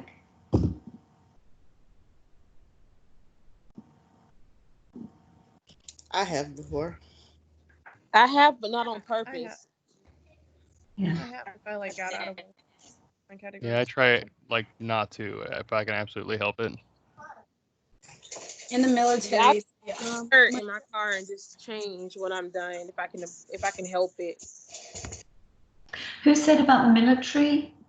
I did when my job in the military, when I first got in, I had changed my job when I got out, before I got out. But when I first got in as a culinary specialist, we weren't allowed to wear our uniforms out because of the risk for infections and things of that nature. And I worked in a hospital at the time, so they were. They were strict about it. Mm-hmm. Do you think that people have got away from that? I mean, it's all very well wearing a mask, you know, great, wear a mask, but bear in mind, I mean, all of the bugs and the stuff that we're around all day long, we're leaning on patients, we're doing care, and then you go grocery shopping. You know, I mean, it just sort of blows my mind a little bit. So if you are wearing your uniform out, and you know, I would highly recommend that you take your uniform off before you get in the house. Okay, that would be one thing. And just sort of maybe try to get into the habit of purely wearing your uniform for work, taking it off before you get home. Make sure if you think you're going to have to go grocery shopping or do something rather than get home, that or if you're doing public transport or anything like that, I would really seriously start getting in the habit of changing before you leave work. So just something to think about if you've been doing that. Are there still some hospitals, because my roommates used to be nurses, and the hospital took all of the care of the uniforms. So they wore their street clothes to work. They were given clean uniforms at work and put on their scrubs there. And they had lockers to keep their shoes in. They didn't even bring their shoes out of the hospital. And then at the end of the day, they took their scrubs off, and all of the laundry and everything of the scrubs was all done at the hospital. They never went in or out of the hospital in their scrubs. And I think that's a pretty good thing. I don't know if it's still that way. That sounds lovely. Mm-hmm. I wish the hospital offered that. I think that would be a wonderful thing. I don't think that happens other than maybe in surgery, and maybe for surgical areas. Yes, that happens in surgery. They have a scrub machine and a scrub thing where you put it back in, but people still take their scrubs home, and it's probably not as much in other areas, but people still break the rules. Yeah. Well, if you don't learn anything else from this class, I would suggest that this would be a biggie. I mean, we talk about COVID-19 and it's like, oh my gosh, another wave is coming, but we're not being maybe as responsible as we could be if we're not doing these simple measures right here. It's all very, hand wash all you want, absolutely, wear a mask, do all those things, and do not wear your scrubs out of the hospital environment. So that's all. I'll get off my high horse now. Right, so we'll carry on. Okay, so other exposures, like we did mention, of course, exposure to vectors such as deer ticks. And remember, I mentioned to you as well, exposure to soil, things of exposures, things as well like, what's the word I want to use? Certain things that are in the soil that can actually, that we breathe in, and unfortunately can create infections as well. One of them is called a hantavirus. That's something to be aware of as well. So just be aware of those types of things. Spirochetes, all sorts of different viruses that can be in animals, animals excreta, chicken farming, things of that nature. So just be aware. It does talk about a couple of them right here. Be aware of patients with TB. One of the things that has been very, very effective is a thing called observed therapy, and that's really helped to knock down multi-resistant TB, as it talks about here. So the health department has to know about patients that have TB so that they can monitor them taking their medications and maintain adherence with that. Let's see, what else do I want to talk about? I'm just seeing if there's inadequately. Yeah, just be aware of things like I already mentioned to you, sepsis and DIC and septic shock, of course, are huge situations that can result just from, say, simple cellulitis. So be aware of those things. And then finally, we get onto the most important part, which of course is your assessment, right? Noticing the patient, noticing what's going on, understanding their health history, being aware of where the patient has gone. Have they visited abroad? Have they, whatever is going on with them. I would say this is one of the most important things on page 423. Your assessment, noticing. Contact with animals is another area that needs to be aware. Insect bites, okay? Spores, that's the word I was looking for, spores, I'm sorry. So farming, people can inhale spores. Anthrax is a good example of that. I want you to be aware of the patient's sexual and their behavior and how they can be exposed, of course, to STIs and hepatitis, HIV, all of those types of things, and their risk. Physical signs and symptoms. This of course, is a huge one that we should be noticing, okay? One of the big ones right here that it points out on page 424 is older patients don't tend to present with as high a fever as younger patients. You know, when children present, they usually present with really, really high fevers. But when the older adult presents, they may not have, they may just have a sort of subclinical fever. So really be aware of that, okay? Just to point that out as a CUSIN patient-centered care noticing there. Do a psychosocial, notice the labs like we just talked about, cultures, right? The one thing you're going to do is before you start any antibiotic is you're going to do a culture. You might do what's called pan-culturing a patient. What would that be? Zach, you know what pan-culturing is. What is pan-culturing? I'm picking on Zach because he works in an ER.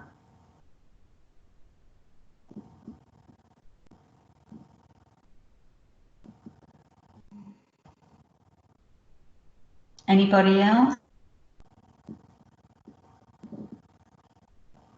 Anybody know what pan-culturing is? I don't know, but I can kind of like take a guess. Yeah. I don't know if it's like if they have like a cut or like maybe like going underneath their fingernail or something like that, taking something, a piece of their skin. I don't really know.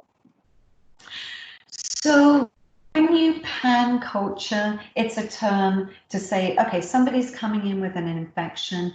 We don't necessarily know, it's not obvious where that infection is. They might come in sepsis, okay?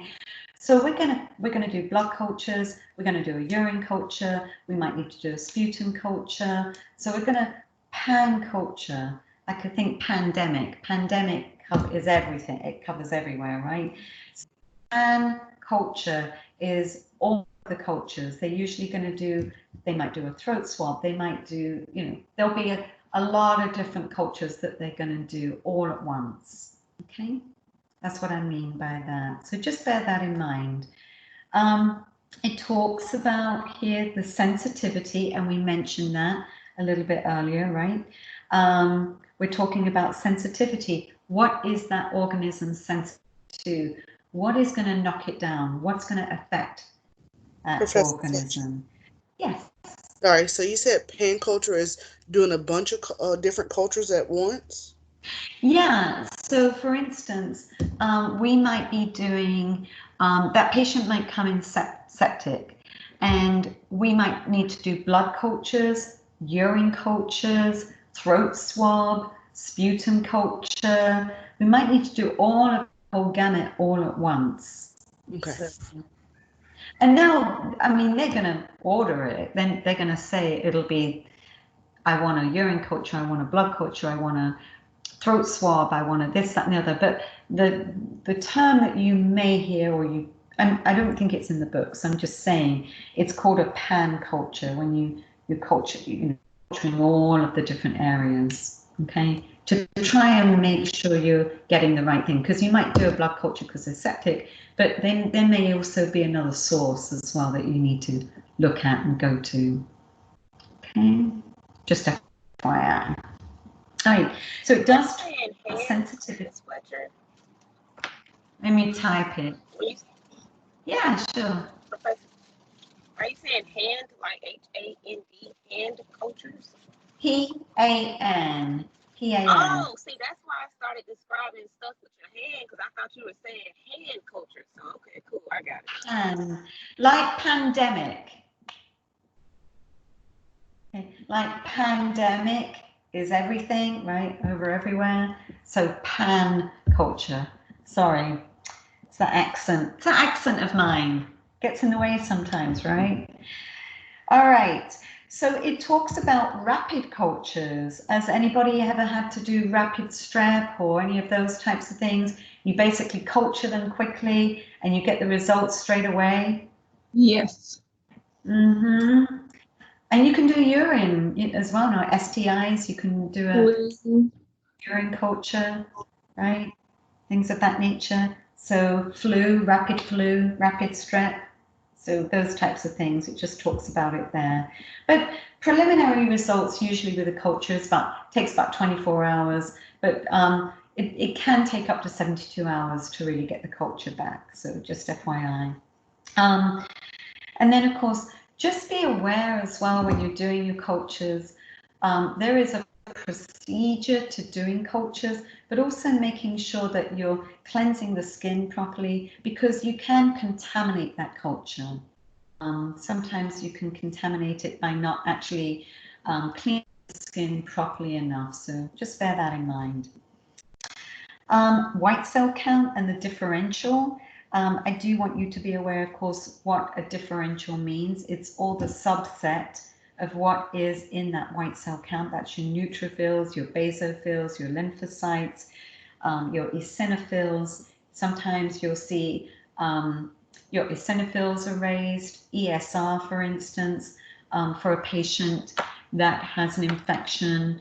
That might happen. A neutrophils might happen, and it will see a shift to the left because it's actually just the immature neutrophils. So you may hear that it's actually the basophils that are your immature neutrophils. So just bear those things in mind. Let's see.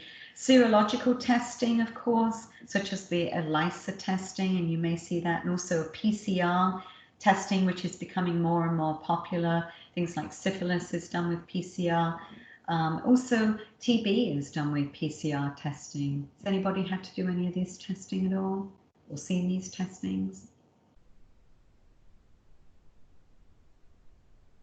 No? Okay. Yes. Yeah?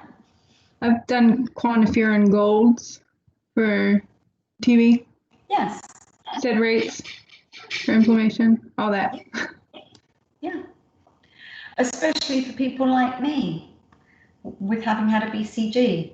So, you know, we tend to get the quantiferin gold testing because that's the only way you're going to be able to tell whether it's just that we have immunity or whether we actually are positive for TB. So, you know, that's what we have to have done. So people from other countries often have had what's called a BCG done. So we don't tend to get the standard PPD done. So anyway, imaging testing, of course, X-rays, your CTs, your MRIs, all of those things are great ways to evaluate what's going on. If somebody's got an abscess or an infection of some description, all right?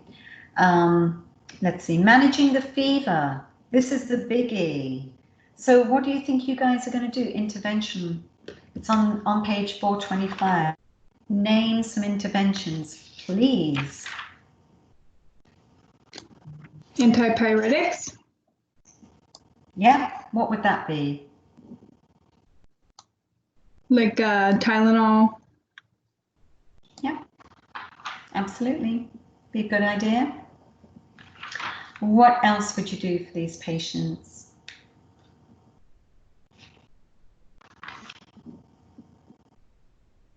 On page 426.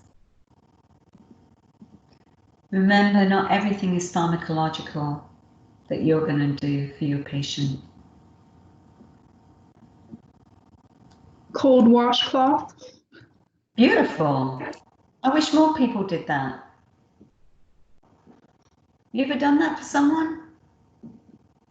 Myself. Try it on a patient. They love it. They love it. It's a great, great thing to do. Obviously, you know, it depends on the patient, you know, what's going on. But believe me, I have yet to find a patient that goes, I don't like that. Yeah. You have to be, obviously, you want to do maybe more tepid. You don't want to do freezing cold water on a child that has a really high fever. Tepid sponging is often the way to bring that temperature down slowly with them. But believe me, I will get a wet washcloth, a cool wet washcloth, wring it out, put it on a patient's forehead.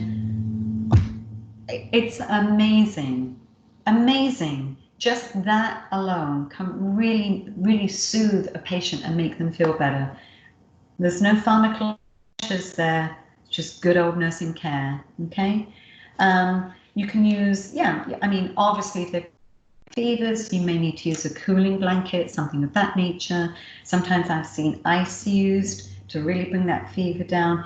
It talks about tepid sponging, use it on pulse points, cool cloths, all those types of things. Those are great ways to help bring the fever down.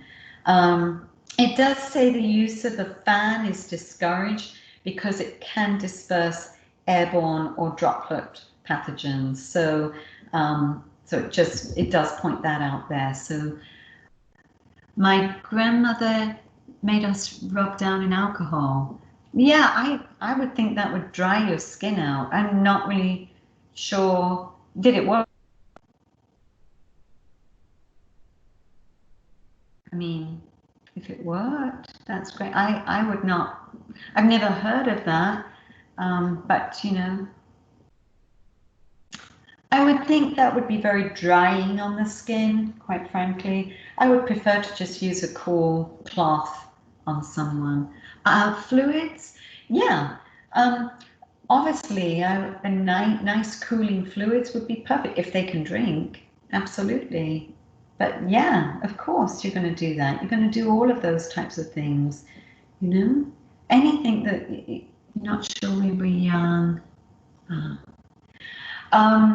But you know, definitely fluids would be a great idea. Ice chips, if they can't, you know, if they can have ice chips, that would be great too. I mean, you may have the interventions of IV fluids, but I'm talking about just good old nursing interventions that you can do to help your patient, okay? These are comfort measures that you can do, all right? Obviously, you're going to watch if somebody's got a really high fever, especially if they're a child. What are you going to watch for?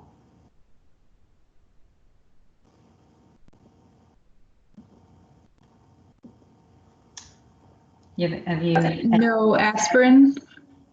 Well, for very good was point. it Ray's disease? Ray's syndrome, absolutely. I'm thinking more about febrile seizures.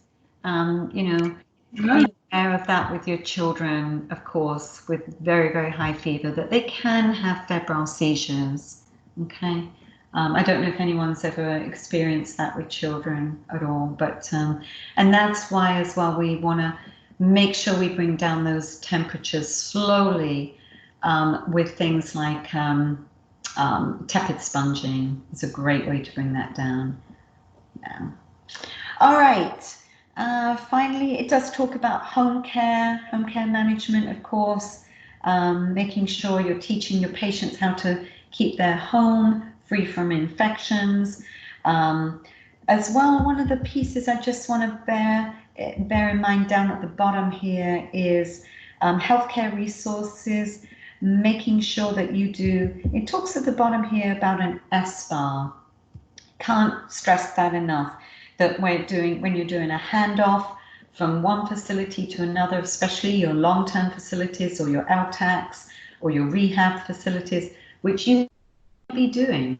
It's going to be your job when you're transitioning your patient from one environment to another. Make sure you give a great hand so that you are making sure that that other person knows what type of infection they have, what precautions are needed, all of those things. And then, excuse me, and then finally on page 427, it just talks again about bioterrorism. The instance they bring out is Ebola, which, gosh, I can't think of anything more terrifying, quite frankly, than Ebola. How do you guys feel about that in comparison with the coronavirus? I'm just curious. I read an article that said, I don't know if you said South Africa or somewhere over there, they were having a new outbreak of Ebola. I think I read an article. I don't know if that's true or not. Wow. Yeah, I mean, I just think Ebola is, I don't know, I think it's terrifying. You know, gosh, the people that work with Ebola patients, God bless them, because that to me is terrifying, quite frankly. It really is. I'll never forget, I haven't managed a patient with Ebola, but I managed a patient that was bleeding out. and was bleeding out so badly. He was bleeding out through his eyes as well. I mean, his whole everything, sclera, everything filled up with blood. I've never seen anything quite like that. And I often think about that. That was a case, he was a hem-onc patient that was completely bleeding out, a young man, and he was terrified, and it was just awful to manage that. But I think of that type of thing when I think of Ebola patients. So anyway, just bear in mind, it says care of patients with Ebola virus disease. It just gives some information there on that. Another couple of things, C. diff is very, very difficult to manage. Has anybody ever managed C. diff patients? Richard, have you? Oh yeah, definitely. Yeah, has a very distinctive smell, doesn't it? Oh yeah. Yeah, I know. And I think I'm blessed because I have a bad sense of smell, but even I can smell C. diff. So anyway, just saying it's very difficult to manage. One of the things I want to draw your attention to, if you haven't seen it or heard about it, is fecal microbiotic transplantation. Basically, transplanting fecal matter into somebody else via colonoscopy to help with things of like C. diff, virulent C. diff. So it's used for other issues as well, things like SIBO, that type of stuff, small intestinal overgrowth.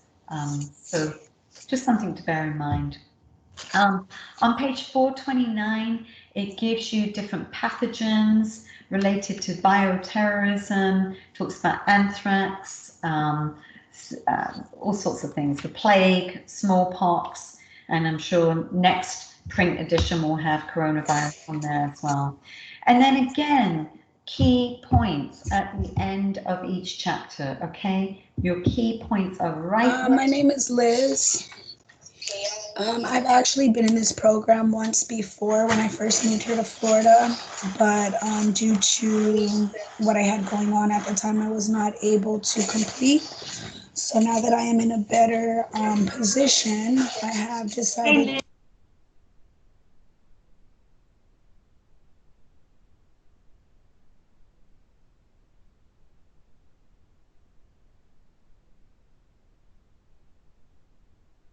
Muted me. Okay. Anything else that you guys want to touch on? I think we've basically covered it all. What do you think?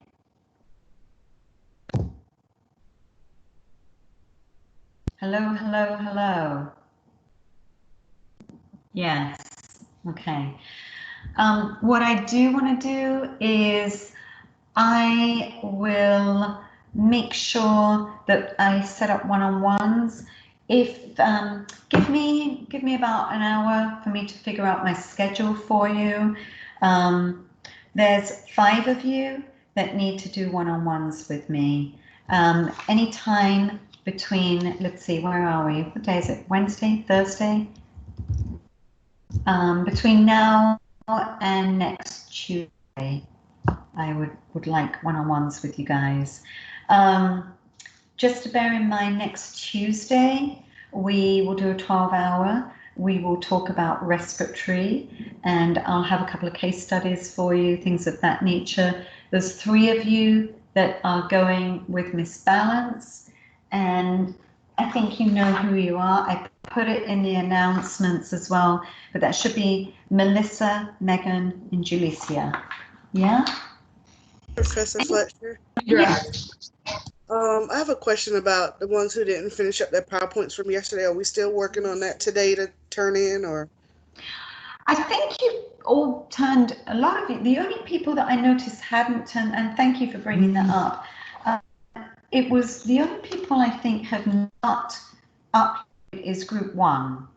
So if group 1 could please upload their information so I can grade it for you.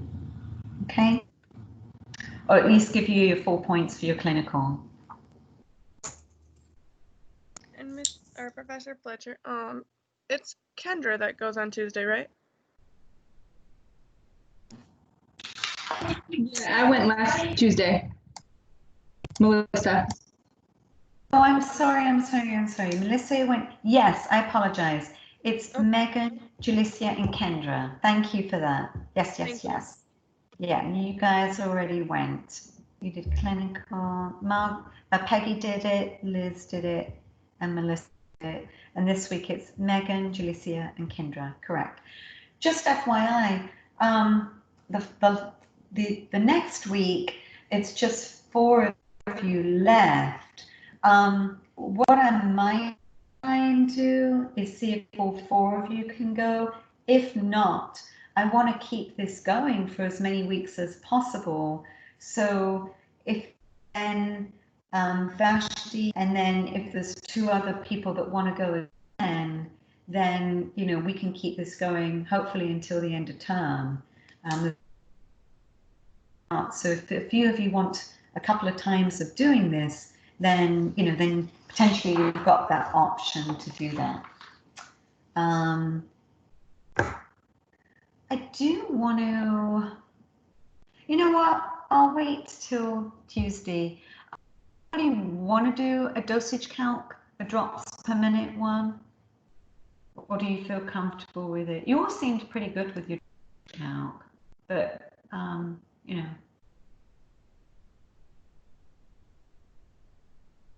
I'll take that as a no.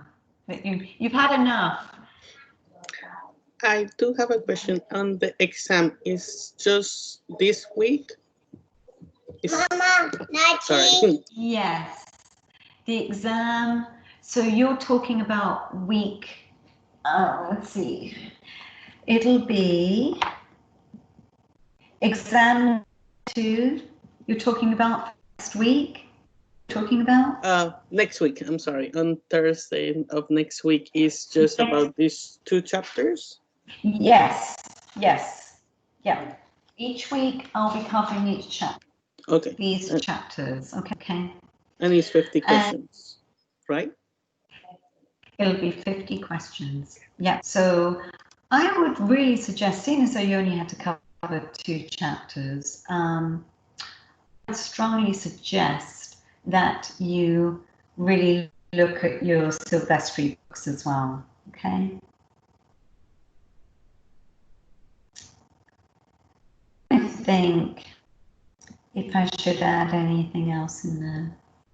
I'll think about it. No, it's just going to be those 2 chapters. That's what I'm focusing on.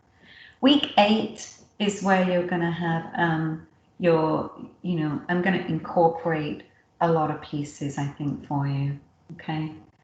So there'll be some dosage calc and a little bit of fun, but really what I want to do is have a revision of everything that you've done so far will be on that exam. All right. Any other questions? No. Okay. I will just, as I say, I'm going to reach out to the 5 people that need, what's this? I don't understand, Vashti. What do you mean? Are you there? Vashti? Sorry, my mic is being stupid. I was saying that if need be, I can meet with you tomorrow instead of today. Because I had asked to meet with you as well. Oh, I can do tomorrow. I don't work until 2. Yeah, as I say, I've got to let me figure out my schedule. Give me about 20 minutes to, or half an hour just to figure out my schedule. And I could probably do a couple of, let's see, where are we? 12 o'clock. I could probably do, say, 12 to 12:30 and 12:30 to 1 if a couple of people want to do them today. Does anyone do that? 12 and 1 at 12:30? I can do one of those. Whatever. Who's that? Megan? Yes, ma'am. Yeah, I have you on my list. So you want to 12 o'clock? 12 o'clock, you said? Yeah. Yeah, that works. So we'll use this link at 12 o'clock. Okay. And does anybody want 12:30? I can do the other one. Is that it, Ron? Yes, Okay. ma'am. Okay, perfect. All right, and again, it'll be this link. All right, we will log off now. I will see you all Tuesday. That leaves 3 other people that I will need to get with to do one-on-ones, and I look forward to it. Hope this has been helpful today. I always enjoy all of you, and hope you're learning